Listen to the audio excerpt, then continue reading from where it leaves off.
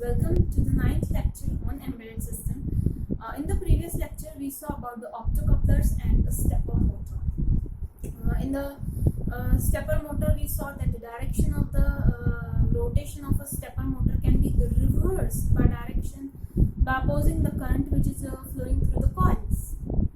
Okay, if you change the direction of a current which flows through the coils, the direction of stepper motor changes. Okay, and generally the stepper motor, whenever you are interfacing to a microprocessor or a controller, you cannot interface the stepper motor directly. You need a driver IC for interfacing the stepper motor.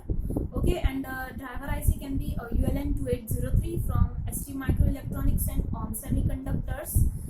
The operating voltage which is required to operate a stepper motor is a 5 volt to 25 volt. It is a large operating voltage, and for the large amount of current cannot be provided by microcontroller or processor pins, so you require a driver IC to interface a stepper motor with the microprocessor or a controller. Okay, so this was about the stepper motor. In the today's lecture, which is the input output subsystems part 3, we are going to discuss about the relays, and then we are going to discuss about the push button switches, then we are going to discuss about the matrix keyboard. Okay, so let's get started. You can see this diagram, transistor based relay driving circuit. Now this relay is an electromechanical device. It consists of the insulated wire wound around the metal core and a metal armature. Okay, and this is a single pole single throw configuration, means there is only one path for information flow. Okay, and in this configuration, whenever the current flows through this coil, the magnetic field is generated and this switch gets closed. Okay, so this was the operation, and whenever the relay is de-energized, even after de-energizing the relay, there is a small amount of voltage which is across this coil, and to freewheel that voltage in the reverse direction, we have a freewheeling diode. Freewheeling diode is very important in this circuit because it protects the transistor and the relay from excessive amount of a current which flows through it, and relay works on the electromagnetic principle. Okay, and you can see that relay also you cannot directly interface to microcontroller or a processor pin. We require relay driving circuit which consists of the transistor. Okay, and relay are generally used in industrial applications, and they are very bulky and require higher amount of voltage to operate a relay. Now next comes the push button switches. Push button switches come in two configuration. They are input devices. They come in two configuration. First is the push to make and second is the push to break. In the push to make configuration, a switch is normally open, but whenever the push button is pressed, it gets closed and it makes the circuit contact. And in the push to break, the switch is closed, and whenever the push button is pressed, it breaks the circuit contact. So it comes in the two configurations, and they are used as a pulse generator in the embedded applications. You can also use it to reset the embedded board, and the type of a pulse which you want to generate via these push button switches, it depends on how you are connecting the push button switches to the microcontroller or processor pin. Okay, so see, in the first method, you can see I have drawn the diagram. Here the port pin of microcontroller or processor is connected to upper side of the switch, and it is near the VCC. When it is connected in this way, low pulse is generated, and in the second part you can see port pin is connected near the lower part of the switch, and it is connected to the ground, near the ground, sorry, and in this case you can generate the high pulse. So whether you want to generate a low pulse or a high pulse, it depends on how you are connecting your push button switches to microcontroller or processor board.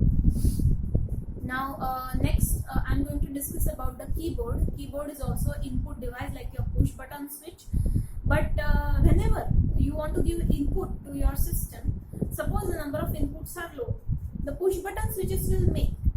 But if the number of inputs are higher, you want to interface more number of inputs, some application demand higher number of inputs. So it is not practical to connect each and every switch to a microcontroller pin, because number of general purpose port pins on microcontroller processor are limited, and plus it is the wastage of the port pins.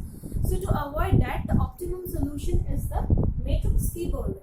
Okay, in the matrix keyboard you can interface 16 switches or 16 buttons to 8 port pins, because here the 16 switches are arranged in a 4 rows and a 4 columns configuration. Okay, so you require only 8 port pins of the processor or controller to interface 16 inputs. So that is the advantage. Number of port pins are reduced when we are using the keyboard technique. So it's a matrix keyboard. In this matrix keyboard we use a scanning technique to detect the key press. Now what is this scanning technique? I'm gonna explain. First, in the scanning technique, all the rows R0, R1, R2, R3 are made at logic low. Then all the columns C0, C1, C2, C3 are made logic high or VCC. Okay.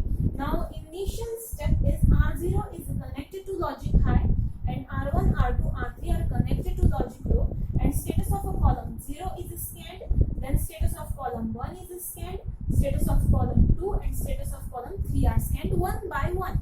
Now next step is R1 is made logic high, R0, R2, R3 are made logic low, and status of each and every column is scanned.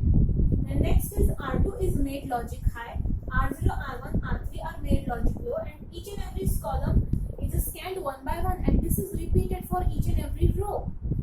Okay, now this is called as a scanning technique. Now I am going to explain how the key press is detected. Suppose I press this key. Now you can see this key is connected to C1 and R1. So whenever I press this key, R1 should be at logic low, R1 is at logic low, and first status of column 0 is scanned, then status of column 1 is scanned, and whenever we scan the status of a column to which this key is connected, it gives you logic 0 because it is pressed. If the logic 0 is your output, means the key is pressed. Now question is, why logic 0? Now you can see this C1 is connected to logic high VCC and R1 is at a logic low. Current flows from VCC to ground, so current will flow like this through this key to R1. And whenever there is a current flow, the voltage drop is 0, so we have logic 0 as an output. Okay, and in this manner we detect the key press. Now this keyboard is a mechanical device and there are issues like key debouncing issues. To solve these key debouncing issues, key debouncing means multiple key presses detected, and to solve these issues we have software key debouncing techniques.